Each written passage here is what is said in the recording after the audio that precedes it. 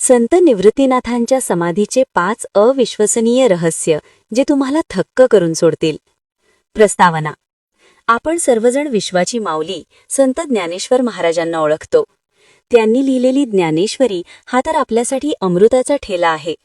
पण तुम्हाला हे माहीत आहे का की माऊलींना हे सर्व ज्ञान ज्यांच्याकडून मिळाले ते त्यांचे गुरु म्हणजे त्यांचेच मोठे बंधू संतश्रेष्ठ निवृत्तीनाथ होते. इतकेच नव्हे तर संत निवृत्तीनाथांकडे मेलेल्या माणसाला जिवंत करण्याची संजीवनी विद्या होती. अशा या महासिद्धाचा समाधी सोहळा किती अद्भुत आणि अलौकिक असेल.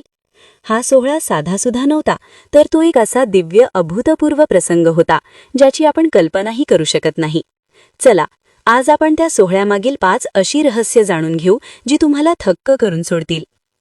मुख्य मुद्दे. 1. संत ज्ञानेश्वरांचे गुरु, मोठे बंधू संत निवृत्तीनाथ. संत ज्ञानेश्वर माऊली आणि संत निवृत्तीनाथ यांचे नाते केवळ भावाचे नव्हते, तर ते गुरु शिष्याचे होते. ब्रह्मगिरी पर्वतावरील एका गुहेत संत निवृत्तीनाथांना त्यांचे गुरु गहिनीनाथ यांच्याकडून दिव्य ज्ञान प्राप्त झाले. तेच सर्व ज्ञान त्यांनी आपले लहान भाऊ ज्ञानेश्वर यांना दिले. आज आपण ज्या वारकरी संप्रदायाचा पाया आणि ज्ञानेश्वरी पाहतो त्याचे मूळ संत निवृत्तीनाथांनी दिलेल्या या ज्ञानात आहे. या नात्यातून वारकरी संप्रदायाचे मूळ तत्वज्ञान समोर येते. ज्ञान हे एका पिढीकडून दुसऱ्या पिढीकडे एका गुरुच्या परंपरेतून शिष्याकडे हस्तांतरित होणारा पवित्र ठेवा आहे. मोठ्या भावाने गुरु बनून ज्ञान देणे आणि लहान भावाने पूर्ण विनम्रतेने ते स्वीकारून जगाचा उद्धार करणे हे भक्तिमार्गातील विनम्रता आणि गुरु-शिष्य परंपरेचे सर्वश्रेष्ठ उदाहरण आहे. 2. प्रत्यक्ष पांडुरंगाने आयोजित केलेला सोहळा. ही गोष्ट सर्वात अविश्वसनीय आहे.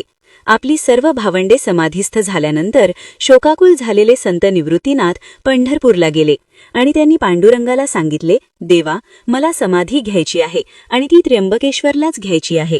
तेव्हा पांडुरंगाने केवळ परवानगीच नाही तर स्वतः त्या संपूर्ण सोहळ्याचे आयोजन केले. पांडुरंगाने सर्व संत, देव, गंधर्व आणि नारद मुनींना बोलावले. पंढरपूर ते त्र्यंबकेश्वर प्रवासासाठी स्वर्गीय विमानांची व्यवस्था केली. प्रवासात निवृत्तीनाथांच्या डोळ्यात अश्रू आले तेव्हा ते प्रत्यक्ष पांडुरंगाने स्वतः पुसले. इतकेच नाही तर सगळं पूजेचं साहित्य सुद्धा पंढरीच्या पांडुरंगाने आणलं होतं, असे संत नामदेव सांगतात. त्र्यंबकेश्वरला पोहोचल्यावर रुक्मिणी मातेसह स्वतः पांडुरंगाने सर्व संतांना जेवण वाढले. देव जेव्हा आपल्या भक्तासाठी केवळ इव्हेंट मॅनेजर बनत नाही तर एक प्रेमळ यजमान बनतो तेव्हा भक्तीची संकल्पनाच बदलते.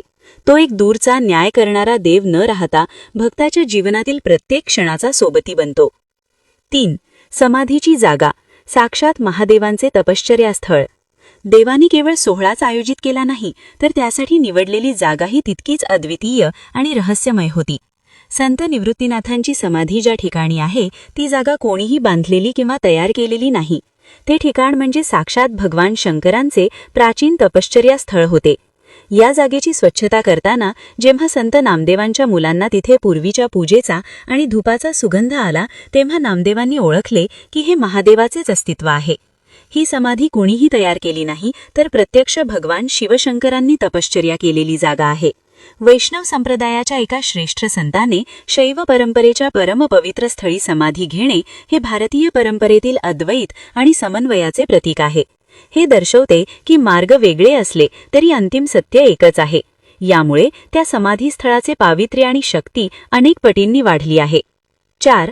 स्वर्गीय प्रवास, पंढरपूर ते त्र्यंबकेश्वर. पंढरपूर ते त्र्यंबकेश्वर हा प्रवास म्हणजे एक अभूतपूर्व स्वर्गीय मिरवणूकच होती.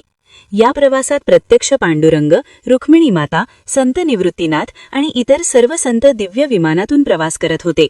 वाटेत त्यांनी सप्तशृंगी गडावर 3 दिवसांचा मुक्काम केला, कारण तिथे मार्कंडेय ऋषी आणि गहिनीनाथ सारखे महान तपस्वी होते. त्यांची भेट घेऊन आणि आदिशक्तीची पूजा करून हा दिव्य प्रवास पुढे चालू राहिला. त्या विमानाच्या आतले वातावरण भक्तिरसाने नाहून निघाले होते. भजन आणि टाळ मृदंगाचा गजर सुरू होता आणि ऋषीमुनी निवृत्तीनाथांना वेदांचा अर्थ समजावून सांगत होते. हा प्रवास म्हणजे ऐहिक जगातून दिव्यत्वाकडे होणाऱ्या एका मंगलमय प्रवासाचे प्रतीक होते, जो देव आणि संत मिळून साजरा करत होते. 5. संत नामदेव या दिव्य सोहळ्याचे साक्षीदार आणि लेखक. या संपूर्ण अद्भुत सोहळ्याचे तपशील आज आपल्याला माहीत आहेत याचे एकमेव कारण म्हणजे संत नामदेव महाराज. ते या सोहळ्याला प्रत्यक्ष साक्षीदार होते आणि त्यांनीच या सर्व घटनांचे वर्णन केले आहे. संत नामदेव हे अनेक महान संतांच्या समाधी सोहळ्याचे साक्षीदार म्हणून ओळखले जातात, ज्यात ज्ञानेश्वर माऊली आणि सोपानकाका यांच्या समाधीचाही समावेश आहे. या ठिकाणी एक महत्त्वाची गोष्ट लक्षात घेणे आवश्यक आहे. संत नामदेव हे या सोहळ्याचे साक्षी आणि तोंडी वर्णनकार होते, तर त्यांचे शिष्य परिसा भागवत यांनी ते वर्णन लिहून काढले. त्यामुळे नामदेवांच्या डोळ्यातून आणि परिसा भागवतांच्या लेखणीतून हा दिव्य सोहळा आपल्यापर्यंत पोहोचला आहे. समाधी प्रकार, समाधी वर्णन म्हटलं की संत नामदेव आपल्या डोळ्यापुढे उभे राहतात, कारण संत नामदेवांनी सगळ्या संतांचे वर्णन लिहून ठेवले आहे. निष्कर्ष: संत निवृत्तीनाथांचा समाधी सोहळा हा केवळ एका महान संताचा देहत्याग नव्हता, तर तो एक असा स्वर्गीय उत्सव होता ज्याचे आयोजन प्रत्यक्ष देवाने केले, ज्याची जागा महादेवाने पवित्र केली आणि ज्याचे वर्णन संत नामदेव सारख्या संतांनी केले. हा सोहळा म्हणजे भक्ती आणि भगवंत यांच्यातील प्रेमाचे एक अद्वितीय उदाहरण आहे. एखाद्या भक्तावर देवाने इतके प्रेम करावे, यातून भक्ती आणि श्रद्धेची खरी शक्ती कळते, नाही का? जीवनात एकदा तरी त्र्यंबकेश्वरला जाऊन या महान संताच्या समाधीवर नतमस्तक व्हावे. जय जय रामकृष्ण हरी.